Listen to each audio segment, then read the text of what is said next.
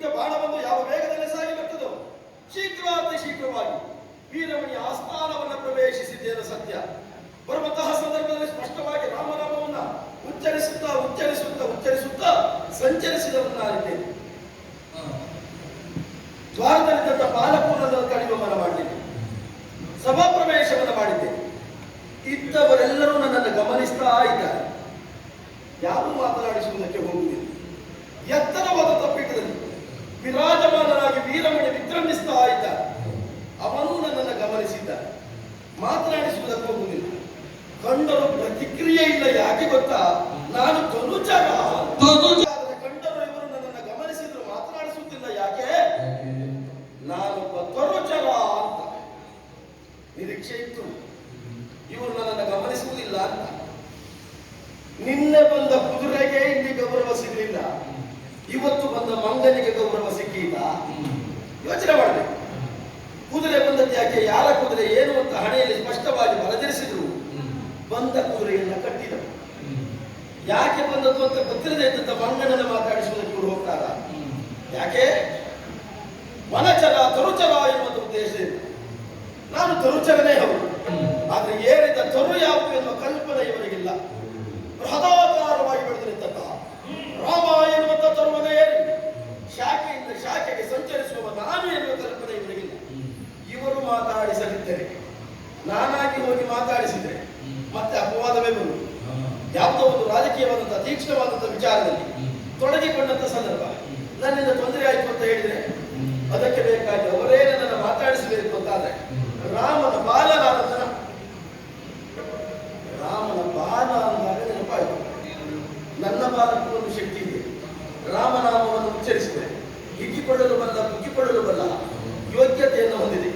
ರಾಮನಾಮವನ್ನು ಉಚ್ಚರಿಸುತ್ತಾ ವೀರಮಣಿಯ ಆಸ್ಥಾನದಲ್ಲಿ, ವೀರಮಣಿಯ ಸಮ್ಮುಖದಲ್ಲಿ ಅವನಿಗಿಂತ 1 ಗೇಣು ಮಿಗಿಲು. ಯಾಕೆ ಗೊತ್ತಾ? ಇವ ಮೇಲೆ ಕೂತಿದ್ದಾನೆ, ಸಭಾಸದರು ಕೆಳಗಿದ್ದಾರೆ. ಇವನ ಮುಖ ಅವರಿಗೆ ಕಾಣಬಾರದು ಅಂತಾದ್ರೆ ಅವನಿಗಿಂತ 1 ಗೇಣು ಹೆಚ್ಚಾಗಿ ಬಾಲವನ್ನ ಬಲಿದು ಕುಳಿತು ಬಿಡ್ತೇನೆ.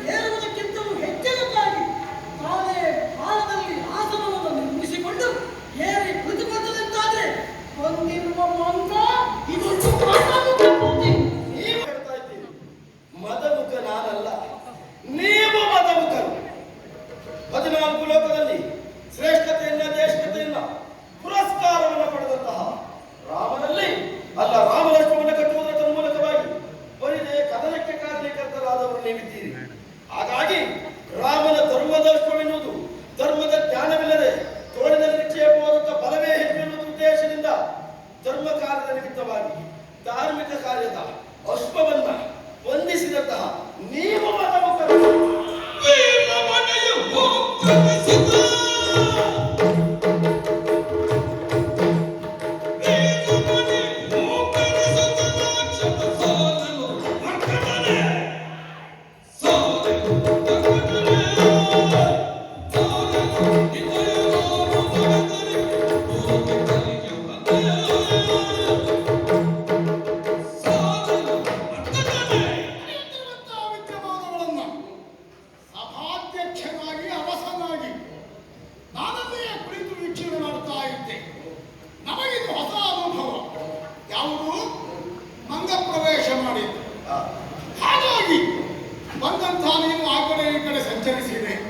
ಬಹುಶಃ ಕುಳಿತುಕೊಳ್ಳುವುದಕ್ಕೆ ಯಾರೂ ನಿನ್ನನ್ನು ಮಾತಾಡಿಸಲಿಲ್ಲ, ಗೌರವಿಸಲಿಲ್ಲ, ಆಸನವನ್ನು ಕೊಡಲಿಲ್ಲ ಎನ್ನುವ ಉದ್ದೇಶದಿಂದ ನಿನ್ನ ಬಾಲವನ್ನೇ ಸುರುಳಿಯಾಕಾರದಲ್ಲಿ ಸುತ್ತಿ ಆ ಬಾಲದ ಮೇಲೆ ನೀನು ಕುಳಿತುಕೊಂಡೆ. ಬಹುಶಃ ನಿನ್ನ ತಲೆಯಲ್ಲಿ ವೀರಮಣಿಗಿಂತಲೂ ಎತ್ತರವಾದಂತಹ ಆಸನದಲ್ಲಿ ತಾನು ಕುಳಿತೆ ಅಥವಾ ಎತ್ತರದಲ್ಲಿ ತಾನಿದ್ದೆ ಎನ್ನುವ ಭ್ರಮೆ ಮೂಡಿರಬಹುದು. ಎತ್ತರವಾದ ಸ್ಥಳದಲ್ಲೇ ಇದ್ದವ ಅರ್ಧ ಮೇಲೆ ಗೊತ್ತು ನನಗೆ. ಆದ್ರೆ ಇಲ್ಲಿ ಮರ ಇಲ್ಲವಲ್ಲ, ಹಾಗಾಗಿ ಬಾಲವನ್ನೇ ನೀನು ಆಸನ ಸ್ವೀಕರಿಸಿರಬಹುದು. ಯೋಚನೆ ಮಾಡಿ ನೋಡಿ, ಬಾಲ ಬೇರೆ ಅಲ್ಲ, ನೀನು ಬೇರೆ ಅಲ್ಲ. ನಿನ್ನ ದೇಹದ ಒಂದು ಅಂಗ ನಿನ್ನ ಬಾಲ. ಹಾಗಾಗಿ ನೀನು ಅದನ್ನು ಸೂಕ್ಷ್ಮ ಮಾಡಿ ಕುಳಿತುಕೊಂಡಲ್ಲಿಗೆ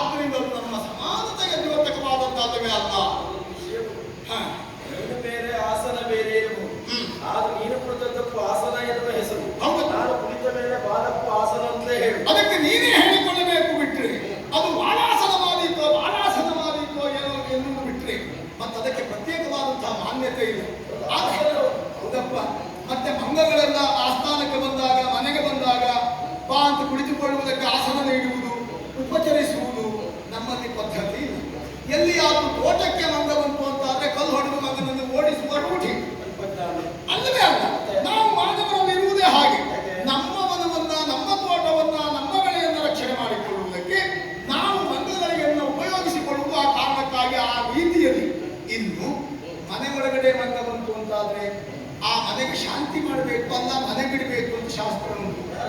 ನಾವೇ ಹೇಳುವುದು ನಿನ್ನ ಶಾಸ್ತ್ರ ಅಲ್ಲ, ನಮ್ಮ ಶಾಸ್ತ್ರ, ಮಾನವ ಶಾಸ್ತ್ರ. ಆದ್ದರಿಂದ ಆವಾಗ ನಾನು ಯೋಚನೆ ಮಾಡ್ತಾ ಇದ್ದೆ, ಮಂಗಂತೂ ಆ ಆಸ್ಥಾನದ ಒಳಗೆ ಬಂತು, ಇನ್ನು ಯಾವ ಶಾಂತಿ ಮಾಡುವುದು ಎಂಬುದಾಗಿ.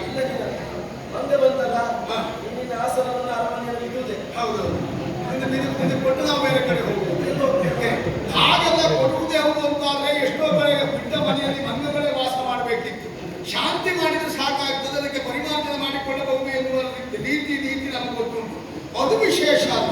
ಮತ್ತೆ ನೀನು ಆ ರೀತಿಯಾಗಿ ಕುಳಿತುಕೊಂಡಾಗ ನನ್ನ ಬಾಲ ಎಂತ, ನಿನ್ನ ಬಾಲವನ್ನು ಸುರುಳಿ ಆಕಾರದಲ್ಲಿ ಸುತ್ತಿ ನೀನು ಕೂತಾಗ ನನ್ನ ಬಾಲ ಎಂತ.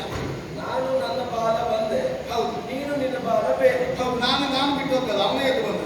ಹಾಗಾಗಿ ಪ್ರತ್ಯೇಕತೆ ಉಂಟು. ಆ ನನ್ನ ಬಾಲ ನಿನ್ನನ್ನ ಗದರಿನ ಮದಮುಖ ಎನ್ನುವುದಾಗಿ ಆಕ್ಷೇಪಿಸಿ, ಆದ್ರೆ ನೀನೊಂದಿಗೆ ಅದನ್ನು ಕೇಳ್ಕೊಂಡು ಹೋಗ್ತೀಯೇನೋ ಅಂತ ನಾನು ಯೋಚನೆ ಮಾಡ್ತಾ ಇದ್ರೆ, ಮದಮುಖರು ನೀವೀಗರು ಅಂತ ನನ್ನ ಮಗನನ್ನು ನೀನು ಆಕ್ಷೇಪಿಸಿದೆ. ನಾನು ಅದಕ್ಕೂ ವಿಶೇಷವಾದ ಪ್ರಾಧಾನ್ಯತೆ ಕೊಡಲಿಲ್ಲ. ಅಲ್ಲವೇ ಅಲ್ಲ, ಮಂಗಗಳ ಬುದ್ಧಿ. ಈ ಮಂಗಗಳು ಹೇಗೆ, ನಾವೇನಾದ್ರೂ ಮಂಗನನ್ನು ಓಡಿಸುವುದಕ್ಕಾಗಿ ಕಲ್ಲನ್ನು ಬೀಸಾಡಿದ್ರೆ ಆ ಕಲ್ಲನ್ನು ಹಿಡ್ಕೊಂಡು ನಮ್ಮ ಕಡೆ ಬೀಸಾಡುವುದು. ಮಂಗನನ್ನು ನೋಡಿ ನಾವೇನಾದ್ರೂ ಹೊಲ್ಲನ್ನು ಹೀಗೆ ಮಾಡಿದ್ರೆ ಮಂಗ ನಮ್ಮನ್ನು ನೋಡಿ ಹೊಲ್ಲನ್ನು ಹಾಗೆ ಮಾಡುವುದು. ನಮ್ಮೊಂದು ಅಭ್ಯಾಸ, ಮುಳ್ಳನ್ನು ಮುಳ್ಳಿಂದೇ ತೆಗಿಬೇಕು ಅಂತ. ಅದನ್ನ ಚೇಷ್ಟೆ ಅಂತ ಹೆಸರು.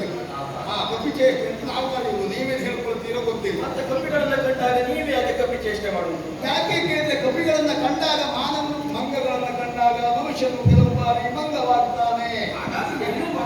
ಯಾಕೆ ಕೇಳಿದ್ರೆ ಅದು ಚೇಷ್ಟೆಗಷ್ಟೇ, ನಾನು ಆಗ್ತೇನೆ ಅಂತಲ್ಲ. ಈ ಕೆಲವು ಬಾರಿ ಕರಡಿ ಕುಡಿಸುವರು ಬಂದಾಗ ಕರಡಿ ಕುಡಿಯುವುದು ನೋಡಿ ನಾವಲ್ಲ ಕುಡಿಯುವುದಿಲ್ಲ ಅಂದ್ರೆ ಅದೊಂದು ಚೇಷ್ಟೆ ಅಷ್ಟೇ. ನಾವದು ಆಗ್ತೇವೆ ನಮ್ಗೆ ಗೊತ್ತಿಲ್ಲ ಇದ್ರೆ ಇಷ್ಟದ ವರ್ಷ ಇನ್ನಿರ್ಲಿಕ್ಕೆ ಸಾಧ್ಯ ಉಂಟು. ಎಲ್ಲ ಗೊತ್ತಿದ್ದರಿಂದ ನಾನೇ ಇಲ್ಲಿದ್ದೇನೆ. ಎಲ್ಲ ಗೊತ್ತಿದೆ ಅಂತ ಹೇಳಿರ್ಲಿಕ್ಕೆ ಆಗ್ತಿಲ್ಲ. ಏನು ಗೊತ್ತಿಲ್ಲ ಅಂತ ತಿಳ್ಕೊಂಡ್ರೆ ಮಾತ್ರ ಹೆಚ್ಚಿಗೆ ಇರ್ಲಿಕ್ಕೆ ಸಾಧ್ಯ. ಹೌದು, ಏನು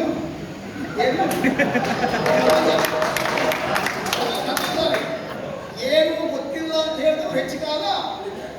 ನಾಳೆ ಇದೊಂದೆಲ್ಲ ಪ್ರಚಾರ ಮಾಡಿ ಅವನು ಹೇಳಿದ್ದಾನೆ. ನನಗೆ ಎಷ್ಟು ಪ್ರಯೋಜನ ಅಂತಲ್ಲ, ನಿನಗೆ ಪ್ರಯೋಜನ ಆಗಲಿ. ಮತ್ತೆ ಆಗ ನನ್ನ ಮಗನನ್ನು ನೀನು ಮದಮುಖ ಎನ್ನುವುದಾಗಿ ಆಕ್ಷೇಪಿಸಿದೆ. ಮಾತಿಗೆ ಪ್ರತಿ ಮಾತು ಅಂತ ನಾನು ತಿಳಿದು ಹೋಗಿ ಸುಮ್ಮನೆ ಕುಳಿತೆ. ಅಲ್ಲಿಗೆ ಮುಗಿಸದ ನೀನು ಶ್ರೀರಾಮ 14 ಜಗಕ್ಕೀಗಲು ಅವನ ಅಧಿಕ ಅಶ್ವವನ್ನು ಹಿಡಿದದ್ದು ನಿಮ್ಮ ತಪ್ಪು ಎನ್ನುವುದಾಗಿ ಆಕ್ಷೇಪಿಸ್ತಾ ಇದ್ದೀಯ. 14 ಲೋಕದಲ್ಲಿ ಅಧಿಕ ಅವನ ಅಶ್ವವನ್ನು ನೀವು ಬಿಡಿದ. ಯಾಕೆ ಈ ರೀತಿಯಾಗಿ ಅಂದರೆ ಈಗ ನಮಗೆ ಅರ್ಥ ಆಯಿತು. ರಾಮನ ಪಕ್ಷದಿಂದಲೇ ನೀವು ಇಲ್ಲಿಗೆ ಬಂದವ, ಮಾತಾಡುವವ ನೀನು, ಯಾವುದೋ ರಾಮನ ಕಾರ್ಯಕ್ಕಾಗಿ ನಿಯೋಜಿತನಾಗಿ ಬಂದವ ಎನ್ನುವುದು ನೀನಾಡಿದ ಕೊನೆಯ ಮಾತಿನಿಂದಲೇ ನನಗೆ ಅರ್ಥ ಆಗಿ ನಾನು ಮೂಂಕರಿಸಿ. ಅಲ್ಲ, ನನಗೆ ನಾನು ಬಂದಾಗಲೇ ಗೊತ್ತಾಗ್ತದೆ ಅಂತ ಮಾಡಿ. ಈಗ ರಾಮನಷ್ಟವನ್ನು ಬಂಧಿಸಿದವರು ನೀವು. ಹೌದು, ರಾಮಪಾಳ್ಯದಲ್ಲಿ ಕಿಷ್ಕಿಂಧೆಯ ವಾನರರು ಇದ್ದಾರೆ ಗೊತ್ತು, ನಮ್ಗೆ ಮೊದಲೇ ಗೊತ್ತು. ನಾನು ಬಂದಾಗ ರಾಮಪಾಳ್ಯದವನೇ ಬಂದಿದ್ದಾರೆ. ನೀವು ಬರುವುದಕ್ಕೆ ಕಾರಣ ನಾನು ಕುದುರೆ ಕಟ್ಟಿದ್ದು ಅಂತ ನೀನು ತಿಳಿದು ನೀನೇ ಮೊದಲು ಮಾತಾಡಿಸ್ತೇ ಅಂತ ತಿಳ್ಕೊಂಡೆ. ರಾಮ ಈಗ ನಮಗೆ ವಿರೋಧಿ. ರಾಮನ ಕುದುರೆಯನ್ನು ನಾವು ಕಟ್ಟಿದ್ದೇವೆ, ಆದ್ದರಿಂದ ವಿರೋಧ ಉಂಟಾಗಿದೆ. ಮೊದಲು ವಿರೋಧ ಅಲ್ಲ, ಈಗ ವಿರೋಧಿ. ಹಾಗಾಗಿ ನೀನೊಮ್ಮೆ ರಾಮನ ಪಕ್ಷದಿಂದಲೇ ಬಂದಬಹುದಾದರೂ ನಿನ್ನನ್ನು ನಾವು ಮಾತಾಡಿಸುವ ಪ್ರಶ್ನೆ ಇಲ್ಲ. ವಿರೋಧ ಉಂಟು ಅಂತಾದ್ರೆ ಯಾವಾಗಲೂ ಮಾನ್ಯತೆ ಕೊಡುವುದಿಲ್ಲ, ಕಡೆಗಣಿಸುವುದು. ನಮಗೆ ಎಲ್ಲಿಯೋ ಒಂದು ಅನುಮಾನ ಇತ್ತು. ಯಾಕೆಂದ್ರೆ